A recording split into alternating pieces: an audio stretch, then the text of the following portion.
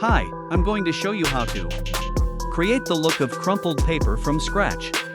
Before we begin, if you're not already a subscriber to graphicstipsland, click the subscriber button at the middle right to let you know as soon as I upload new Photoshop videos. Thank you. Let's start.